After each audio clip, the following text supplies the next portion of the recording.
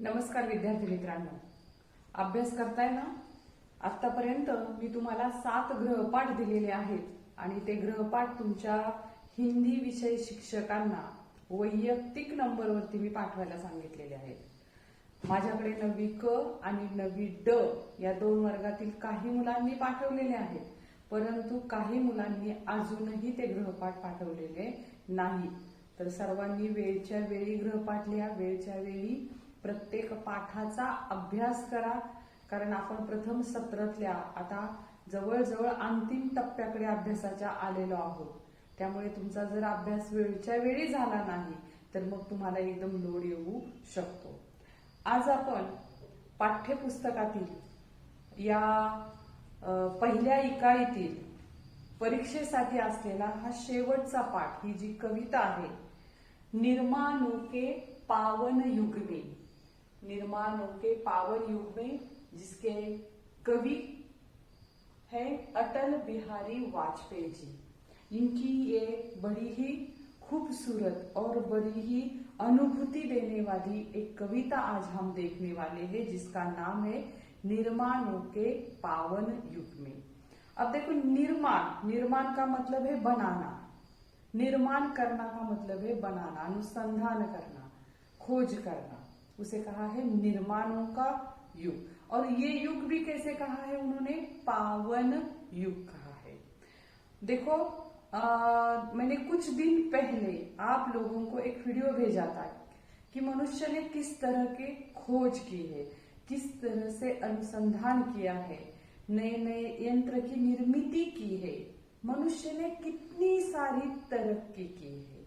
और इतनी सारी तरक्की कर कर मनुष्य ने एक ऊंचाई को प्राप्त किया है, जिसे हम प्रगति कहते हैं, जिसे हम विकास कहते हैं. मनुष्य ने अपने सुख के लिए बहुत कुछ बनाया है. तो इतनी प्रगति करने के बाद, इतना विकास करने के बाद क्या मनुष्य खुश है? उसे कोई कष्ट नहीं है, उसे कोई आपत्ति नहीं है? तो इसका जवाब होगा ऐसा नहीं है. इतने सारे, यहाँ पर आपकी किताब में भी लिखा है, आज के युग में विश्व शांति की अनिवार्यता के बारे में पूछा गया है. इतना सब कुछ खोजने के बाद, निर्माण करने के बाद, विज्ञान की प्रगति के बाद, विकास के बाद फिर भी मनुष्य को कष्ट है, मनुष्य को दुख है, मनुष्य को आपत्ति है, मनुष्य को कई संकटों का मुकाबला करना पड़ रहा है. तो फिर ऐसा क्यों है?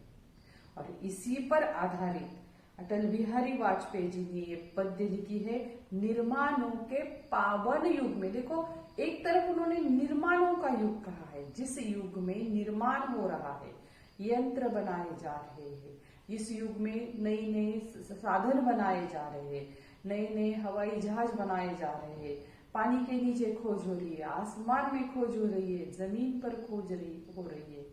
मनुष्य तरक्की पे तरक्की, तरक्की पे तरक्की करता चला जा रहा है.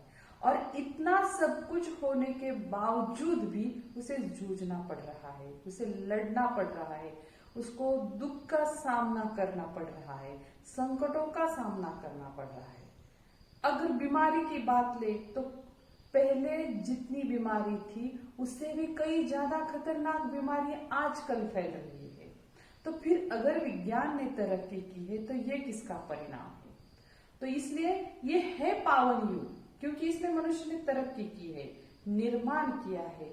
फिर भी उन्होंने कविता का शीर्षक लिखा है, निर्माणों के पावन युग में. इस युग में निर्माण हो रहा है, ये पावन युग है, पवित्र युग है, अच्छा युग है. फिर भी इस युग में हमें कुछ बातें याद रखनी है. इसलिए उन्होंने वो जो शीर्षक है वो अधूरा छोड़ रखा है. उन्होंने कहा है निर्माणों के पावन युग में. आगे उन्हें कहना है कुछ बातें हमें ध्यान में रखनी है, कुछ बातों को हमें समझना है, याद रखना है, और उसी के साथ अगर हम आगे चलेंगे तो ही इस दुनिया को हम बचा पाएंगे. वरना ये जो प्रगति की दौड़ है, विकास की दौड़ है, जो जिसमें विज्ञान ने बहुत ऊंचाई तक तरक्की की है, यही तरक्की, यही विकास एक दिन मनुष्य को ले डूबेगा. और इसी को सावधान करते हुए अटल बिहारी वाजपेयी जी ने कहा है, निर्माणों के पावन युग में कुछ बातें हमें याद रखनी है। और कौन सी बातें हैं वो तो हम पद्य में, कविता में देखेंगे। सबसे पहले हम ये जो कवि है इनका परिचय देखेंगे। आप सभी लोग जानते हैं कि भारत के पूर्व प्रधानमंत्री रह चुके थे। अब उनका जन्म आप लोग सभी जानते हैं 25 दिसंबर 1924 को हुआ था और उनकी मृत्यु 16 अगस्त 2018 को हुई थी। ये सिर्फ कवि नहीं थे, पत्रकार थे, वक्ता थे और उनका एक अपना खुद का राजनैतिक और सामाजिक जीवन भी था और उसी के साथ साथ बड़ा साहित्यिक जीवन था। उन्होंने जितनी कहानियां लिखी है, जितनी कविताएं लिखी है, उसमें समाज को उन्होंने कुछ बोध दिया है, समाज के लिए कुछ उपदेश दिया है, संदेश दिया है। और इसी कारण उनकी रचनाएं जो थी वो जीवन की जिजीविषा, मतलब जीवन जीने के बारे में प्रेरणा देने वाली, मार्गदर्शन करने वाली थी। राष्ट्र प्रेम से परिपूर्ण थी। सबसे ज्यादा वो अपने देश से प्यार करते थे। तो इस कविता के माध्यम से उन्होंने अनुसंधान, संस्कृति का हमें सम्मान करना चाहिए, जगत के कल्याण उत्थान के बारे में सबसे ज्यादा महत्वपूर्ण है चरित्र निर्माण, और उसके विषय को महत्व देते हुए उन्होंने एक कविता लिखी है, निर्माणों के पावन युग में। तो हमारे कवि कोई साधारण कवि नहीं है, हमारे देश के पूर्व प्रधानमंत्री है और उनका साहित्यिक जीवन भी बड़ा ऊंचाई का है। तो इसीलिए उनका ज्यादा परिचय प्राप्त करने के लिए मैं आप लोगों को एक वीडियो भेज रही हूँ। सबसे पहले आप लोग ये वीडियो देखिए। राजनीति में पिछले 50 सालों से सक्रिय हैं। अपने राजनीतिक सफर में वाजपेयी जी सबसे आदर्शवादी व प्रशंसनीय राजनेता थे। अटल जी जैसे नेता होना पूरे देश के लिए गर्व की बात है। उनके बहुत से ऐसे कामों की वजह से देश आज इस मुकाम पर है।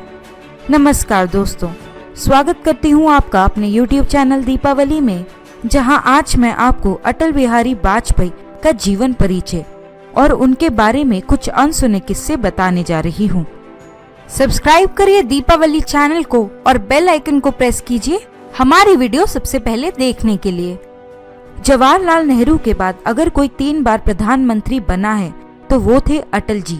अटल जी पिछले 5 दशकों से संसद में सक्रिय रहे। साथ ही वह इकलौते राजनेता हैं जो 4 अलग अलग प्रदेश से सांसद चुने गए। अटल जी भारत की आजादी के पहले से राजनीति में आ गए थे। उन्होंने गांधी जी के साथ भारत छोड़ो आंदोलन में भी भाग लिया था और कई बार जेल यातनाएं भी सही। अटल की बहुमुखी प्रतिभा के धनी हैं। वे बहुत अच्छे कवि भी हैं जो राजनीति पर भी अपनी कविता और व्यंग से सबको आश्चर्यचकित करते रहे हैं। उनकी बहुत सी रचनाएं पब्लिश भी हुई हैं जिन्हें आज भी लोग पढ़ते हैं। अटल जी को अपनी मातृभाषा हिंदी से भी बेहद प्रेम है। अटल जी पहले राजनेता बने जिन्होंने UN जनरल असेंबली में हिंदी में भाषण दिया था। अटल जी पहली बार सिर्फ 13 दिन के लिए प्रधानमंत्री थे। इसके 1 साल के बाद वे फिर प्रधानमंत्री बने, लेकिन इस बार उनका ये सफर 1 साल का रहा। तीसरी बार अटल जी जब प्रधानमंत्री बने तब उनका कार्यकाल पूरा 5 साल का रहा और ये सबसे अधिक सफल माना गया। अटल जी का जन्म मध्य प्रदेश के ग्वालियर जिले में मध्य वर्गीय परिवार में हुआ था। अटल जी के 7 भाई बहन थे। उनके पिता कृष्ण बिहारी स्कूल टीचर व कवि थे। स्वराष्ट्रीय स्कूल से स्कूलिंग करने के बाद अटल जी ने लक्ष्मीबाई कॉलेज से ग्रेजुएशन पूरा किया। इसके बाद उन्होंने कानपुर के DAV कॉलेज से इकोनॉमिक्स में पोस्ट ग्रेजुएशन किया। उन्होंने लखनऊ के लॉ कॉलेज में आगे पढ़ने के लिए आवेदन भी दिया, लेकिन फिर उनका पढ़ाई में मन नहीं लगा और वे RSS द्वारा पब्लिश मैगजीन में एडिटर का काम करने लगे। अटल जी को एक बहुत अच्छे पत्रकार, राजनेता व कवि के रूप में जाना जाता है। अटल जी ने कभी शादी नहीं की, लेकिन उन्होंने BN कॉल की 2 बेटियां नमिता और बहुत से हिंदी न्यूज़पेपर के एडिटर भी थे। अब मैं इनका आपको राजनीतिक सफर बताती हूँ। अटल जी का राजनीतिक सफर स्वतंत्रता संग्रामी के रूप में शुरू हुआ। 1942 में भारत छोड़ो आंदोलन में बाकी नेताओं के साथ उन्होंने भाग लिया और जेल भी गए। इसी दौरान उनकी मुलाकात भारतीय जनसंघ के लीडर श्यामा प्रसाद मुखर्जी से हुई। अटल जी ने मुखर्जी के साथ राजनीति के दांव पेच सीखे। मुखर्जी जी का स्वास्थ्य खराब रहने लगा और जल्दी ही उनकी मौत हो गई। इसके बाद अटल जी ने ही भारतीय जनसंघ की बागडोर संभाल ली और इसका विस्तार पूरे देश में किया। अटल बिहारी वाजपेयी का प्रधानमंत्री बनने तक का सफर। 1996 में हुए चुनाव में बीजेपी एक अकेली सबसे बड़ी राजनीतिक पार्टी थी। मई 1996 में बीजेपी को जीत मिली और अटल जी को प्रधानमंत्री पद के लिए चुना गया, लेकिन बीजेपी को दूसरी पार्टियों से सपोर्ट नहीं मिला, जिस वजह से बीजेपी सरकार गिर गई और मात्र 13 दिन में अटल जी को पद से इस्तीफा देना पड़ा। 1996 से 1998 के बीच में 2 बार दूसरी सरकारें बनी, लेकिन सपोर्ट ना मिलने से वो भी गिर गईं। इसके बाद बीजेपी ने दूसरी पार्टियों के साथ मिलकर नेशनल डोमेस्टिक पार्टी एनडीए का गठन किया। बीजेपी फिर सत्ता में आई, लेकिन इस बार भी उनकी सरकार 13 महीने की रही। अन्ना द्रविड़ा मुन्नेंदा पार्टी ने अपना सपोर्ट वापस ले लिया था। 1999 में कारगिल में हुई भारत पाकिस्तान के युद्ध में भारत को मिली विजय ने अटल जी की सरकार को और मजबूत बना दिया। इस जीत से लोग उन्हें एक अच्छे भावी लीडर के रूप में देखने लगे। इसके बाद हुए चुनाव में बीजेपी ने एनडीए को फिर से मजबूत किया और चुनाव में खड़े हुए। कारगिल की जीत से भारतवासी बहुत प्रभावित हुए और सबने बीजेपी को फिर से जिता दिया, जिसके बाद अटल बिहारी वाजपेयी तीसरी बार प्रधानमंत्री की कुर्सी पर बैठे। वाजपेयी सरकार ने इस बार पूरे 5 साल पूरे किए और पहली नॉन कांग्रेस पार्टी बन गई। सभी पार्टियों के सपोर्ट से अटल जी ने निर्णय लिया कि वे देश की आर्थिक व्यवस्था को सुधारने के लिए प्राइवेट सेक्टर को आगे बढ़ाएंगे। अटल जी की मुख्य योजनाएं नेशनल हाईवे डेवलपमेंट प्रोजेक्ट व प्रधानमंत्री ग्राम सड़क योजना रही। अटल जी ने विदेश में इन्वेस्टमेंट को बढ़ावा दिया व आईटी सेक्टर के प्रति लोगों को जागरूक किया। सन 2000 में अमेरिका के राष्ट्रपति बिल क्लिंटन भारत दौरे पर आए। इस दौरे का दोनों देश की प्रगति व रिश्ते में बहुत प्रभाव पड़ा। 2001 में अटल जी ने पाकिस्तान के राष्ट्रपति परवेज मुशर्रफ को भारत आने का न्योता भेजा। वे चाहते थे भारत पाक के रिश्ते में सुधार हो। आगरा में हुई ये वार्ता आज तक लोगों को याद है। इसके बाद लाहौर के लिए बस भी शुरू हुई, जिसमें खुद अटल जी ने सफर किया, लेकिन उनकी ये मुहिम सफल नहीं रही। अटल जी की फॉरेन पॉलिसी ने बहुत बदलाव नहीं किया, लेकिन इस बात को जनता ने बहुत सराहा। 2001 में अटल जी ने सर्व शिक्षा अभियान की भी शुरुआत की। आर्थिक सुधार के लिए अटल जी ने बहुत सी योजनाएं शुरू की, जिसके बाद 6 से 7 ये जो हमारे पूर्व प्रधानमंत्री रह चुके थे, ये कितने बड़े साहित्यकार थे। उनके परिचय के द्वारा आपने उनकी शिक्षा के बारे में, उनके लिखान के बारे में, समाज के प्रति उनकी सद्भावना के बारे में और राष्ट्र के प्रति उनके प्रेम के बारे में आपने जाना होगा। अब देखेंगे इस कविता में अटल बिहारी वाजपेयी जी हमें क्या संदेश देते हैं। तो सबसे पहले हम पिछली पाठ के तरह ही इस पाठ में जो नए शब्द आए हैं उन शब्दों को मैं फलक पर लिखूंगी। आपको कॉपी में उन शब्दों को सबसे पहले लिख लेना है, क्योंकि इस कविता में ढेर सारे ऐसे शब्द हैं जो नए शब्द है, जिन शब्दों का अर्थ आपको सबसे पहले मालूम करवा लेना है। तो देखो, मैं कविता पढ़ती हूँ। कविता पढ़ते पढ़ते जो नया शब्द आता है उसका अर्थ मैं फलक पर लिखती जाऊंगी। आपको भी तुरंत उसे लिख लेना है। निर्माणों के पावन युग में, कवि क्या कह रहे हैं? निर्माणों के पावन युग में हम चरित्र निर्माण न भूले। निर्माणों के पावन युग में हम चरित्र निर्माण न भूले। अब देखो, निर्माणों का युग, निर्माण करना का मतलब है बनाना या रचना करना।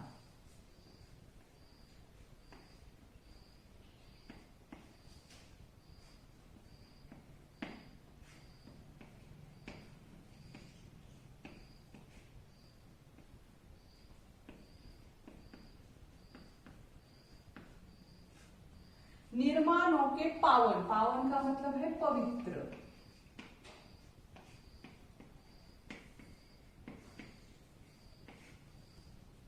चरित्र, चरित्र का मतलब है अच्छा आचरण।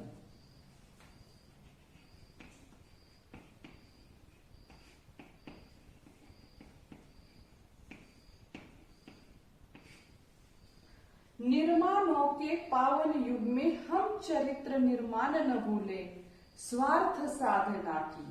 स्वार्थ साधना मतलब अपना मतलब, स्वार्थ साधना का मतलब है अपना मतलब।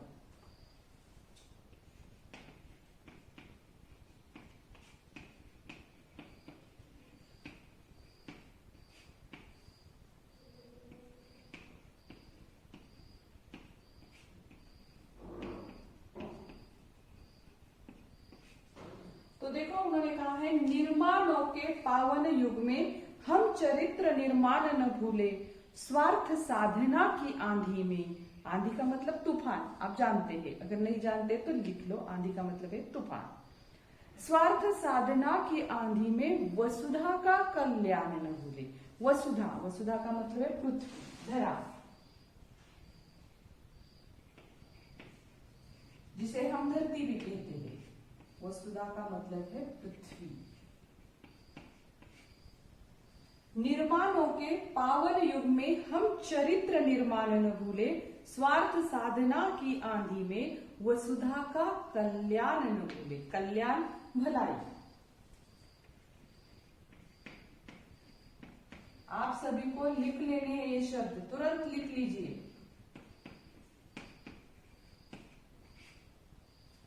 तो देखो हमने पहले दो पंक्तियों में कुछ नए शब्द देखे हैं, जैसे कि निर्माण यानी कि रचना। दूसरा शब्द है पावन, पावन का मतलब है पवित्र। फिर चरित्र, अच्छा आचरण, आचरण लिख सकते हैं आप।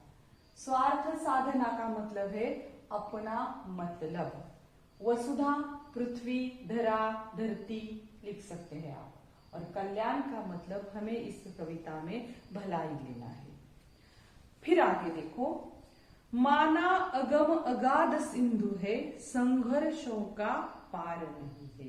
अगम, अगम का मतलब है अपार, बहुत। अगम, अगम का अर्थ है अपार।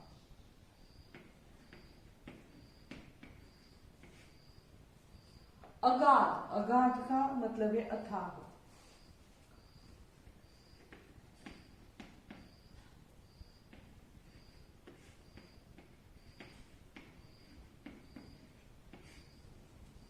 सिंधु, सिंधु का मतलब आप लोग जानते हैं, फिर भी अगर नहीं जानते हैं तो लिख लीजिए। सिंधु का मतलब है सागर या समुद्र।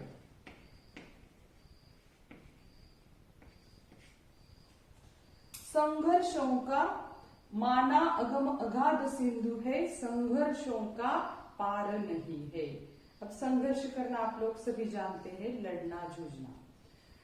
फिर उन्होंने कहा है किंतु डूबना मझधारों में। अब देखो मझधार का मतलब लिख लो।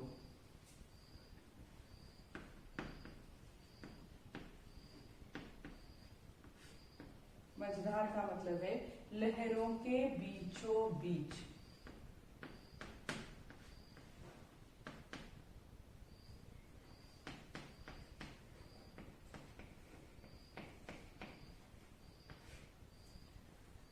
मझधारों के बीचों बीच, लहरों के बीचों बीच। मझधारों का मतलब है साहस। साहस का मतलब आप सभी लोग जानते हैं हिम्मत।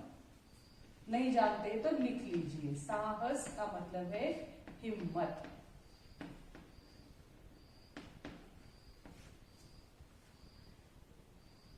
माना अगम अगाध सिंधु है, संघर्षों का पार नहीं है, किंतु डूबना मझधारों में साहस को स्वीकार नहीं है। जटिल समस्या, जटिल, जटिल शब्द का मतलब है पेचीदा।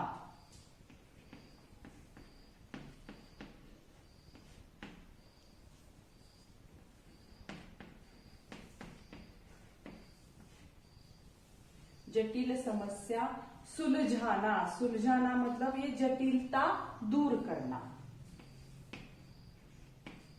सुलझाना का मतलब है जटिलता दूर करना।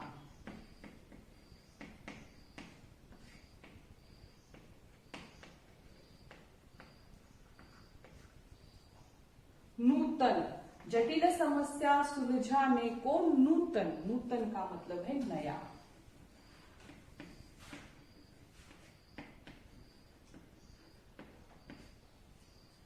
अनुसंधान न भूले, अनुसंधान, अनुसंधान का मतलब है खोज।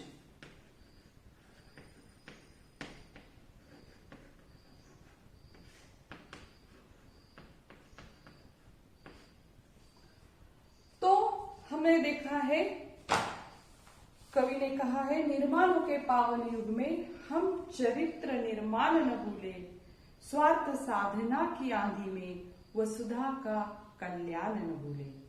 माना अगम अगाध सिंधु है, संघर्षों का पार नहीं है, किंतु डूबना मझधारों में साहस को स्वीकार नहीं है।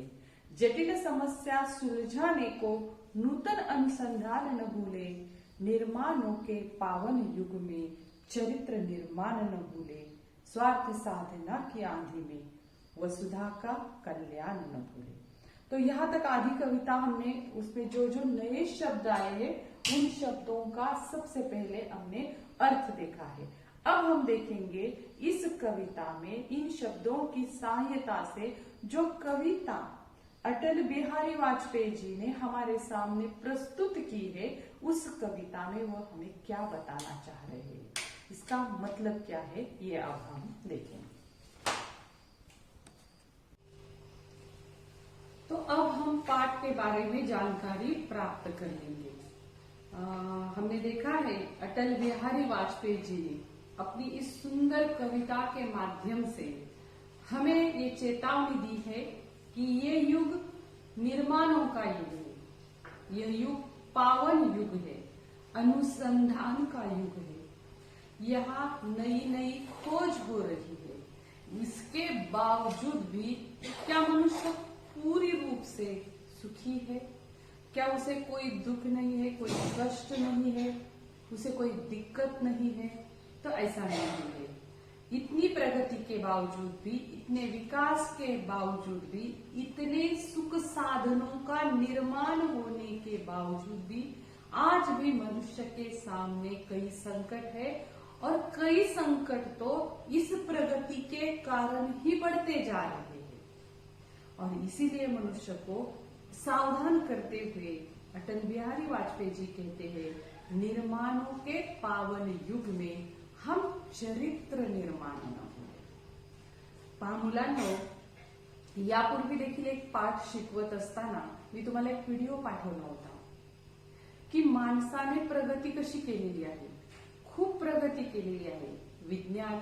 विज्ञानाने केलेली प्रगती, विज्ञानाच्या प्रगतीतून, विज्ञान तंत्रज्ञानाच्या प्रगतीतून माणसाने अगदी अवकाश संशोधन केलेलं आहे। समुद्राच्या तळापर्यंत माणूस जाऊन पोहोचलेला आहे आणि नवीन नवीन साधनांचा शोध लावलेला आहे, नवीन नवीन यंत्र बनवलेली आहे। म्हणजे आधी मानवापासून मानवाचा जर इतिहास बघितला तर माणूस कसा जीवन जगत होता आणि आज 21व्या शतकातला माणूस कसा जीवन जगत आहे। याला सगळ्याला एकत्रितपणे एक शब्द वापरला जातो, प्रगती किंवा विकास। जर माणसाने प्रगती केली, जर माणसाने विकास साधला, तर मग आज माणसाच्या पुढे कुठली समस्या असायला नकोय। तरीही माणसाच्या समोर समस्या आहेत आणि त्या सर्व समस्या पूर्वीपेक्षा जास्त व्यापक स्वरूपाच्या आहेत। मग असं का घडतंय? याच्यासाठी अटल बिहारी वाजपेयी म्हणतायत की तुम्ही निर्माण करताय, अनुसंधान करताय, नवीन नवीन शोध करताय, संशोधन करताय, तंत्रज्ञानात विकास होतोय, विज्ञानाने विकास साधला जातोय, परंतु हे करत असताना माणूस कुठेतरी हे विसरत चाललाय की हा सगळा विकास, ही सगळी प्रगती, ही सगळं जे केलेलं संशोधन आहे हे फक्त आणि फक्त माणसाच्या प्रगतीसाठी, कल्याणासाठी झालं पाहिजे, न की माणसाच्या अधोगतीसाठी, न की माणसाच्या हानीसाठी। तुम्हाला सर्वांना माहिती आहे हा ऑगस्ट महिना आहे आणि 6 ऑगस्ट हा दिवस जगात कशासाठी प्रसिद्ध आहे तर सर्वप्रथम अमेरिकेने जपान दुसऱ्या महायुद्धाच्या दरम्यान जपानच्या हिरोशिमा आणि नागासाकी या 2 शहरांवरती अणुबॉम्ब टाकले होते आणि ती शहरं नुसती बेचिराख झाली नाही, फक्त माणसं तिथं मेली नाही, तर आजही ती लोक त्या दिवसापासून एका विशिष्ट प्रकारच्या आजाराच्या यांनी ग्रासलेली आहेत. त्यांना आजही तो त्रास भोगावा लागत आहे. पिढ्यानपिढ्या पुढच्या पिढ्यांमध्ये त्यांच्या जीन्समध्ये त्या प्रकारे एक विशिष्ट प्रकारच्या आजाराचं काय झालेलं आहे, निर्माण झालेला आहे. तो पुढच्या पिढीला पर्यंत तो पसरत चाललेला आहे. म्हणजे माणसाने केलेली ही प्रगती, अणुबॉम्बच्या रूपाने त्यांनी केलेली प्रगती किती हानिकारक आहे. आणि हेच कवी अटल बिहारी वाजपेयी आपल्याला इथे सांगतात की माणूस किती प्रगती करू दे, कितीही विकास साधू दे, पण जर त्याचं चरित्र चांगलं असेल तर केलेल्या प्रगतीचा उपयोग तो चांगल्या गोष्टीसाठी करेल, वाईट गोष्टीसाठी करणार नाही. मी तुम्हाला मागे एकदा शिकवताना अल्फ्रेड नोबेल यांची गोष्ट सांगितली होती. आज पुन्हा एकदा मी ती गोष्ट तुम्हाला सांगते, जी आपल्या ह्या कवितेशी खूप काय आहे संबंधित आहे. अल्फ्रेड नोबेल यांनी स्फोटकांची निर्मिती केली, शोध लावला होता, संशोधन केलं होतं आणि अशा अनेक शोध लावले त्यांनी.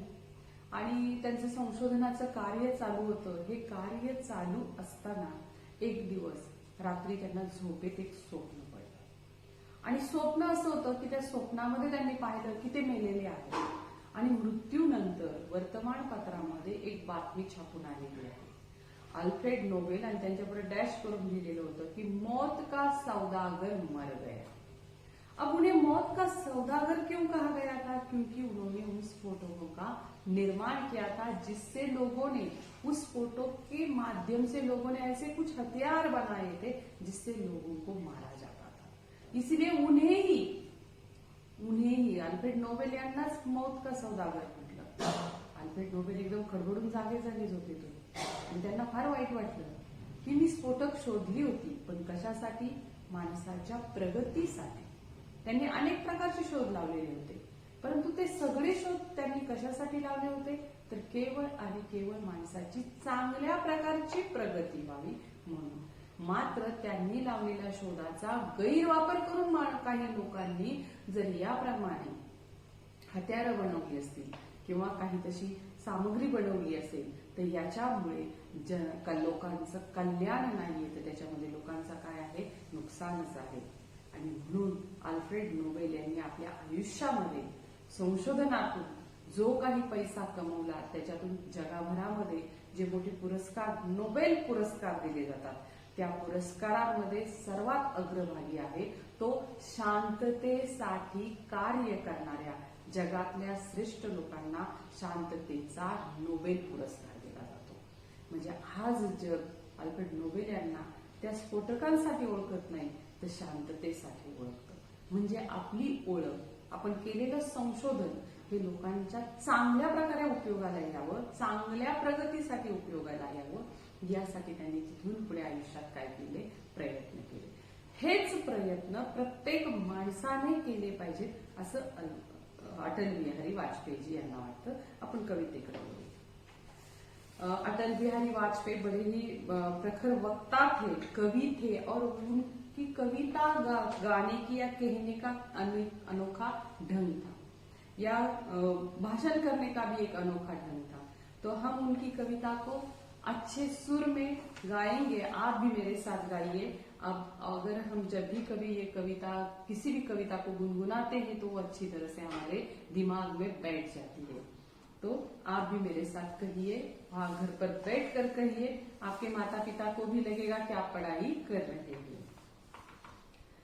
निर्माणों के पावन युग में हम चरित्र निर्माण न भूले, स्वार्थ साधना की आंधी में वसुधा का कल्याण न भूले.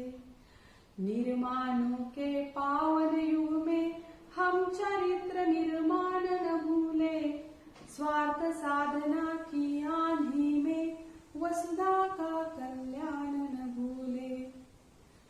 माना अगम अगाध सिंधु है, संघर्षों का पार नहीं है, किंतु डूबना मझधारों में साहस को स्वीकार नहीं है.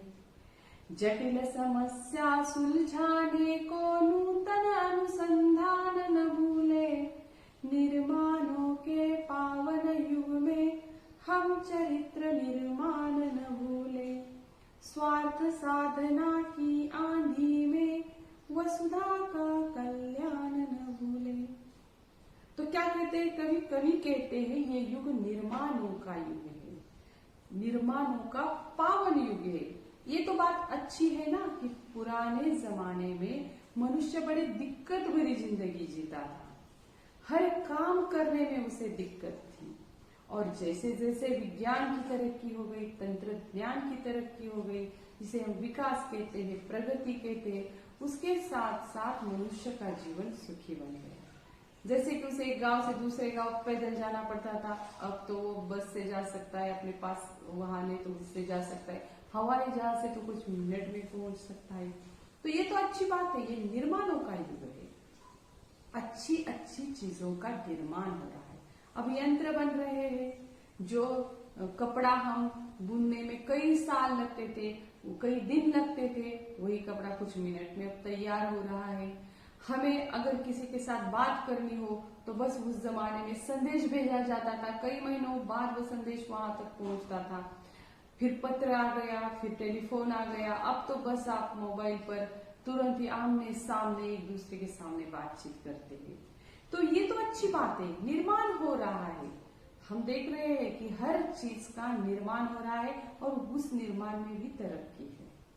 आपण पाहतो की एक मोबाईल तुम्ही आज खरेदी केला, त्याच मोबाईलमध्ये अनेक ऍडव्हान्स टेक्निक असणारा मोबाईल एक महिन्याच्या लगेच बाजारात येतो। म्हणजेच याचाच अर्थ माणूस प्रत्येक गोष्टीत, ही फक्त मी उदाहरण तुम्हाला मोबाईलचं दिलं, ही गोष्ट प्रत्येक वस्तूच्या बाबतीत घडतीये, प्रत्येक यंत्राच्या बाबतीत घडतीये, मशीनच्या बाबतीत घडते, कुठल्याही वस्तूच्या बाबतीत घडतीये। आहे त्यापेक्षा सुपेरियर, आहे त्यापेक्षाही चांगलं, हे नवीन नवीन नवीन नवीन शब्द वापरतो आपण त्याला, बाजारामध्ये येते। आणि म्हणजेच या युगामध्ये प्रत्येक गोष्टीचं काय होतंय? निर्माण होतंय, प्रत्येक गोष्ट नवीन बनते। निर्माणों के पावन युग में, और पावन युग है, पवित्र युग है। क्यों पवित्र युग कहा है? क्योंकि इसका मनुष्य के जीवन में क्या है? फायदा है। तो निर्माणों के पावन युग में, लेकिन अटल बिहारी वाजपेयी जी कहते हैं निर्माणों के पावन युग में हम चरित्र निर्माण न भूले, क्योंकि जैसे जैसे उन्होंने पाया है, उन्होंने देखा है समाज में, जैसे जैसे विज्ञान ने तरक्की कर ली, नई नई खोज कर ली, मनुष्य जैसे जैसे प्रगति के पथ पर चला गया, अपने अंदर जो मूल्य है उन मूल्यों को वो मिटाता चला गया। वो कौन से मूल्य है? उन्होंने नैतिकता का अधिकार वगैरह वगैरह कहा है, लेकिन सीधे साधे शब्दों में हम कहेंगे एक इंसान को दूसरे इंसान के साथ अच्छा व्यवहार करना चाहिए, अच्छी बातें करनी चाहिए, या चोरी नहीं करनी चाहिए, या डकैती नहीं करनी चाहिए, खून नहीं करना चाहिए, किसी का बुरा नहीं करना चाहिए, किसी के साथ बुराई से पेश नहीं आना चाहिए, इन्हें हम मूल्य कहते हैं। तो आज के जमाने में तरक्की तो हो चुकी है क्योंकि निर्माणों का युग है, लेकिन मनुष्य अपने जीवन में जो मूल्य है उन मूल्यों को भूलता चला जा रहा है, उन मूल्यों को उसे याद नहीं है। और इस भागदौड़ में, इस निर्माणों के भागदौड़ में उसे ये याद ही नहीं रह रहा है कि हमें निर्माण करना है, लेकिन अपने मूल्यों को नहीं भूलना है। क्योंकि भारत देश तो संस्कृति का देश है। इस देश को, दुनिया में भारत को अगर जाना किस बात से जाता है तो संस्कृति के कारण जाना जाता है कि भारत की संस्कृति दुनिया में श्रेष्ठ है। तो हम क्या कर रहे हैं? हम उन लोगों का अनुकरण कर रहे हैं जिनके पास संस्कृति के मूल्य नहीं है। तरक्की उनसे ले लीजिए, लेकिन मूल्य बस अपने ही मूल्यों को हमें क्या करना है? बचाना है, आगे बढ़ाना है। तो इसीलिए अटल बिहारी जी कहते हैं निर्माणों के पावन युग में हम चरित्र निर्माण न भूले, स्वार्थ साधना की आंधी में। अब मनुष्य ऐसा क्यों कर रहा है? अगर प्रगति हो गई है, विकास हो गया है, मनुष्य का जीवन सुखी बन गया है, इतना सब कुछ होने के बावजूद पुराने जमाने में तो ये सारी बातें मनुष्य के पास नहीं थी। मनुष्य हल जोतता था, कई दिन लगते थे, फिर खेती करता था, कई दिन लगते थे, एक गांव से दूसरे गांव जाने कई दिन लगते थे, संदेशा भेजने में कई दिन लगते थे। घर में अगर किसी औरत को काम करना है तो न वॉशिंग मशीन थी, न मिक्सर था, न फ्रिज था, तो उन कामों के लिए उन्हें बड़ी दिक्कत पड़ती थी। अब तो ये सब कुछ उसके पास है, मनुष्य के पास है, दुनिया के हर इंसान के पास अब पहुंच रहा है। इसके बावजूद भी दुनिया से सब समस्या खत्म हो गई है? नहीं हो गई है। दुनिया में चोरी चकेरी चल रही है, लोग डकैती कर रहे हैं, खून कर रहे हैं, एक दूसरे के साथ बुरी तरह से पेश आ रहे हैं, बुरा बर्ताव कर रहे हैं, झूठ बोल रहे हैं। क्यों ये सब लोग कर रहे हैं? स्वार्थ साधना। हर मनुष्य क्या कर रहा है? स्वार्थ साधना, अपना मतलब साधने के लिए, अपने मतलब के लिए। हमने फलक पर इसका मतलब लिख लिया है। स्वार्थ साधना का मतलब है अपना खुद का मतलब निकालना। जैसे कि हम देखते हैं किसी ने अणुबॉम्ब बनाया है, किस लिए बनाया है? स्वार्थ साधना के लिए। अब ये कोरोना के बारे में कहा जाता है कि विषाणु किसी देश में खुद बनाया है, तो क्यों बनाया है? दुनिया को परेशान करने के लिए। अब देखो ये तो उदाहरण, अच्छा उदाहरण हो गया कि निर्माणों के पावन युग में हम चरित्र निर्माण हुए। जिस देश ने भी इस तरह की बुरी हरकत की है, उन्होंने बुरे काम के लिए विज्ञान का उपयोग किया है, तो ये तो चरित्र निर्माण की बात नहीं हुई है। तो इसलिए उन्होंने कहा है स्वार्थ साधना की आंधी में, ये आंधी आई है, ये तूफान आया है स्वार्थ का, और इस स्वार्थ साधना में ये लोग खुद भूल गए हैं।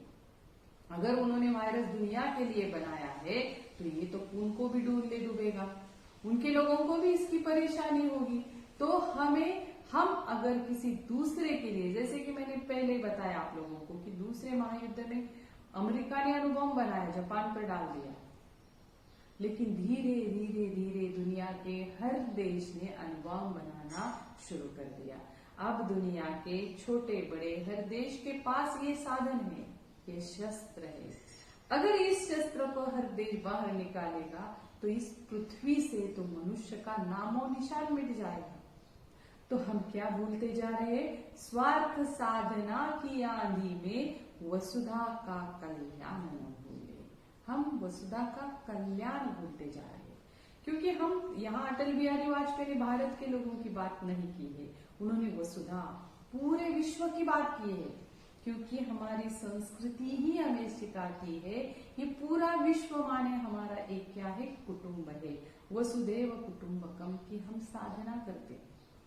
तो पूरी दुनिया के कल्याण को हमें नहीं भूलना चाहिए, दुनिया के हर इंसान के कल्याण को नहीं भूलना चाहिए।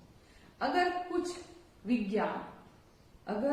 विज्ञान से या तंत्रज्ञान से हम कुछ बुरी बात बनाते हैं तो आज भले हम दूसरों के लिए बना रहे, लेकिन ये दुनिया में ये खोज अनुसंधान रहेगा, हो सकता है उसका इस्तेमाल हम पर ही हो जाए तो हमारा भी बुरा हो सकता है। इसलिए हर मनुष्य को सोचना चाहिए कि हम विज्ञान और तंत्रज्ञान का इस निर्माण के युग में बस अच्छाई के लिए प्रयोग करेंगे, बुराई के लिए कभी भी इस्तेमाल नहीं करेंगे।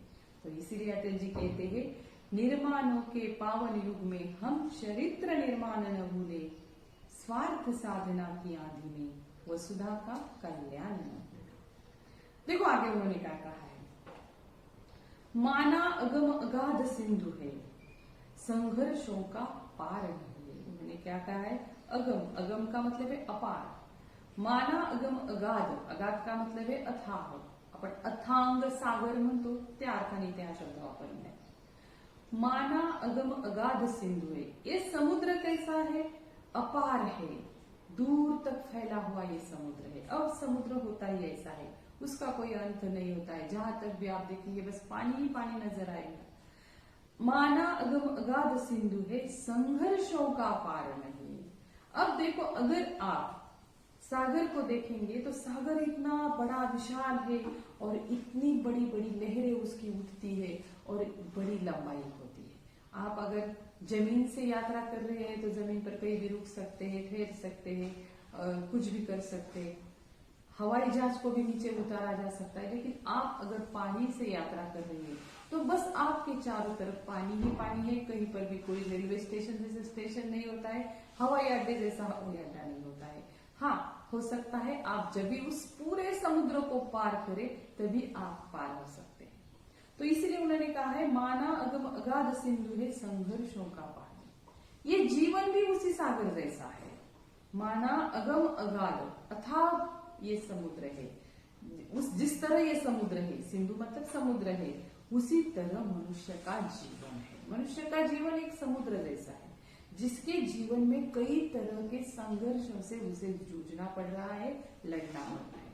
अब तो आजकल आप लोग देख रहे हैं दुनिया का हर इंसान कोरोना से लड़ रहा है, कोई किसी एक देश का नहीं, हर देश का हर इंसान कोरोना से लड़ रहा है। हर किसी को डर है क्या मुझे ना ये बीमारी हो जाए, तो इसलिए वो सैनिटाइजर लगा रहा है, मुंह पर मास्क लगा रहा है, सोशल डिस्टेंसिंग का पालन कर रहा है। तो इस तरह से संघर्ष करना पड़ता है। हर वक्त नया संघर्ष आ जाता है, नया संकट सामने आ जाता है, तो हमें क्या करना पड़ता है, उस संकट के साथ लड़ना पड़ता है। तो इसी तरह जिस तरह से समुद्र होता है, बड़ा समुद्र होता है, ज्याप्रमाणे मोठा समुद्र आहे आणि सागर कसा अथांग सागर असतो पसरलेला, त्या समुद्रामध्ये कुठे तुम्ही थांबू शकत नाही, तिथे कुठे तुम्हाला स्टेशन नाहीये। जोपर्यंत तो पूर्ण समुद्र तुम्ही पार करत नाहीये तोपर्यंत तुम्हाला समुद्र किनारा लागत नाही, तोपर्यंत तुम्हाला मध्ये कुठेही स्टॉप नाही। तर त्याप्रमाणे माणसाचं जीवन आहे। खूप आणि समुद्रामध्ये पण अनेक संघर्ष असतात, वादळे येतात, मोठ्या मोठ्या लहरी उठतात आणि त्यावेळेला कित्येक जहाजं बुडतात, कारण त्यावेळेला तिथे त्यांना वाचवलं जाऊ शकत नाही। आपण पाहतो जमिनीवरती जर अशी संकट आली तर माणसाला वाचवण्याचा प्रयत्न केला जाऊ शकतो, परंतु समुद्रात तसं होऊ शकत नाही। म्हणून म्हणलेले माणसाचं जीवन उसळणाऱ्या त्या समुद्राप्रमाणे आहे। माना अगमगाध सिंधू हे संघर्षों का पार। खूप संकट आहे आणि ही संकट माणसाला काय करायचे, पार करायचे। माना अगम अगाध सिंधु है संघर्षों का पार नहीं है, किंतु डूबना मझधारों में। मझधारों का मतलब हमने देखा है लहरों के बीचों बीच, किंतु डूबना मझधारों में साहस को स्वीकार नहीं है। उन्होंने कहा है लेकिन मनुष्य का जीवन उस समुद्र जैसा है जिस समुद्र में बड़ी बड़ी ऊंची ऊंची लहरें उठती है, और उन लहरों से डरकर मनुष्य हारता नहीं। वो क्या करता है, जो साहसी मनुष्य होता है वो उसके साथ हिम्मत के साथ लड़ जाता है, और जिसके अंदर साहस नहीं है वो डूब जाता है। तो इसलिए उन्होंने कहा है किंतु डूबना मझधारों में साहस को स्वीकार नहीं। जिसके अंदर साहस है वो लहरों से नहीं डरेगा, उसके साथ जूझेगा, तूफानों से नहीं डरेगा, उसके साथ जूझेगा, लड़ेगा। मझधार मतलब लहरों के बीचों बीच, और उसे पार कर जाएगा। लेकिन जिसके पास साहस नहीं वो तो डूबेगा ही डूबेगा। इसीलिए उन्होंने कहा है किंतु डूबना मझधारों में साहस को स्वीकार नहीं। यही बात है, हमारे जीवन में भी कई तरह के संकट आते हैं। अगर संकट से हम हार जाएंगे तो हम मरने के पहले ही मर जाएंगे, लेकिन अगर हम उस संकट का सामना करते हैं, उसके साथ लड़ते हैं, तो हो सकता है नहीं होता ही है, हम उसे पार कर जाएंगे। हमने कितने अब कोरोना के इस बीमारी को चलते हुए कई लोग देखे हैं कि जिन्होंने हिम्मत नहीं छोड़ी है, उन्होंने उस बीमारी पर भी मात दी है, अच्छे होकर वो घर लौट आए। तो हिम्मत बड़ी चीज होती है। आपने हरिवंश राय बच्चन जी की कविता भी सुनी होगी, लहरों से डर कर नौका पार नहीं होती, कोशिश करने वालों की कभी हार नहीं होती। उन्होंने कहा है लहरों से डर कर कभी नौका पार नहीं होती, कोशिश करने वालों की हार नहीं होती। जिसे समुद्र में जाना है तो उसे ये समझना है समुद्र है तो लहरें हैं, लहरें हैं तो तूफान आएगा, तूफानों में हम फंस जाएंगे, लेकिन हमें उसका सामना करना है। ये अगर हम पहले से ही समझ ले तो फिर हमें किसी भी बात का डर नहीं होता है, हम हमारी यात्रा सफल कर जाते हैं। तो उसी को उन्होंने कहा है कि माना अगम अगाध सिंधु है संघर्षों का पार नहीं है, किंतु डूबना मझधारों में साहस को स्वीकार नहीं है। आप कहेंगे पद्य की शुरुआत में, कविता के शुरुआत में निर्माणों के पावन युग की चर्चा हो रही, तो ये संकटों की बात कहां से आ गई। तो आगे देखिए उन्होंने क्या कहा है, जटिल समस्या सुलझाने को, ये जो पेचीदा सवाल है मनुष्य के जीवन में पैदा होता है, जटिल समस्या सुलझाने को, सुलझाना मतलब है जटिलता दूर करना को नूतन अनुसंधान नमूने। तो हम क्या कर रहे हैं, नूतन नया नया खोज कर रहे हैं। जैसे कि कोरोना बीमारी से हर देश लड़ रहा है, हर देश उसके ऊपर का इलाज ढूंढ रहा है। क्या उसके लिए दवा हो सकती है, उस दवा को हर देश ढूंढ रहा है, मतलब जूझ रहा है, लड़ रहा है। तो कितनी भी जटिल समस्या क्यों ना आए, हम इस विज्ञान के साथ, इस तंत्र ज्ञान के साथ, इस निर्माणों के पावन युग के साथ, उस समस्या के साथ हम लड़ सकते हैं और उससे लड़कर हम जीत सकते हैं। लेकिन हमें क्या याद रखना है, निर्माणों के पावन युग में हम चरित्र निर्माण, हमें ये याद रखना है कि हमें चरित्र निर्माण को नहीं भूलना है, हमें मूल्यों को नहीं भूलना है। स्वार्थ साधना की आदि में वसुधा का कल्याण न भूले। तो हमें जो भी नई खोज है, जो भी नई तरक्की है, उसे बस हमारे फायदे के लिए इस्तेमाल करना है, न कि हमें मनुष्य को हानि पहुंचाने के लिए। और इसी से हम वसुधा का कल्याण कर सकते हैं। इसका मतलब है हम अपना खुद का कल्याण कर सकते हैं। तो हमने आधी कविता पढ़ ली है। मैंने आप लोगों को अटल बिहारी वाजपेयी जी का शुरुआत में परिचय दिया था और उनके परिचय के साथ ही उन्होंने कितना सुंदर, उनकी कई कविताओं के माध्यम से उन्होंने मनुष्य के कल्याण की बात कही है। तो पाठ के अंत में मैं आप लोगों को एक वीडियो भेज रही हूँ। उस वीडियो में आप अटल बिहारी जी वाजपेयी जी की कई कविताएं सुनिए, तो आपको पूरी कविता सुनिए। उसमें उन्होंने बस मनुष्य के कल्याण की बातें की है। राजनेता बल्कि कवि भी हैं। आपको दिखाते हैं अटल जी की बेहतरीन कविता। हार नहीं मानूंगा, रार नहीं ठानूंगा, काल के कपाल पर लिखता मिटाता हूँ, गीत नया गाता, गीत नहीं गाता हूँ, गीत नहीं गाता हूँ। बेनकाब चेहरे हैं, दाग बड़े गहरे हैं, टूटता तिलस्म आज सच से भय खाता हूँ, गीत नहीं गाता हूँ, गीत नहीं गाता हूँ। लगी कुछ ऐसी नजर, लगी कुछ ऐसी नजर, बिखरा शीशे सा शहर, अपनों के मेले में मीत नहीं पाता हूँ, गीत नहीं गाता हूँ, गीत नहीं गाता हूँ। तो ये विश्वासघात की कल्पना है। पीठ में छुरी सा चांद, पीठ में छुरी सा चांद, राह हो गया रेखा फांद, मुक्त के क्षणों में बार बार बंध जाता हूं, गीत नहीं गाता हूं, गीत नहीं गाता हूं। लेकिन परिस्थिति बदली, मनस्थिति बदली।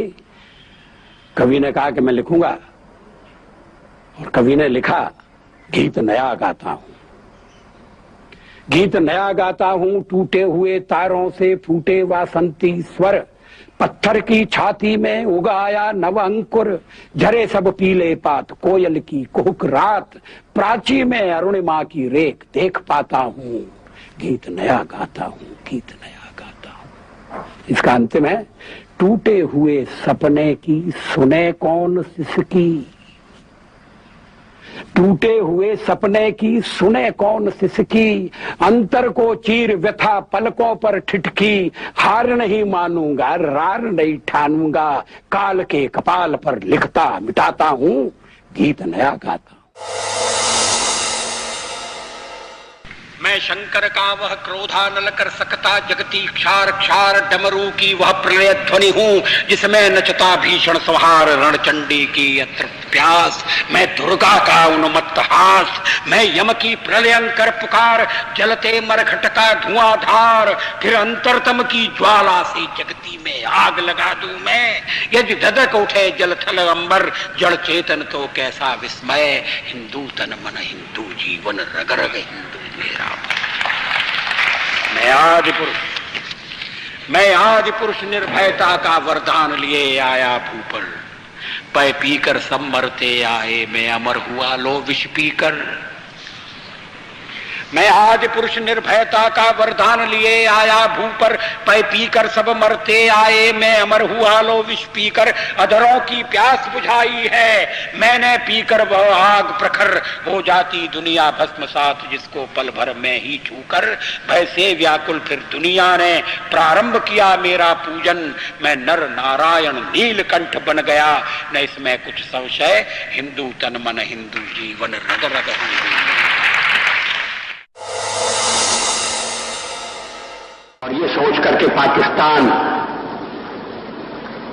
साम्यवाद के विरुद्ध एक मोर्चा बनेगा,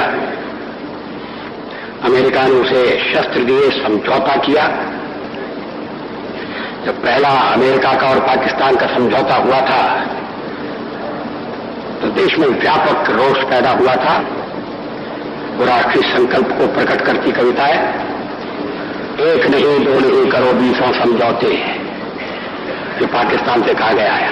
इसे मिटाने की साजिश करने वालों से कह दो चिनगारी का खेल बुरा होता है, औरों के घर आग लगाने का जो सपना वह अपने ही घर में सदा खड़ा हो। अपने ही हाथों तुम अपनी कब्र न खोदो, अपने ही हाथों तुम अपनी कब्र न खोदो, अपने पैरों आप कुल्हाड़ी नहीं चलाओ, ओ नादान पड़ोसी अपनी आंखें खोलो, आजादी अनमोल न इसका मोल लगाओ।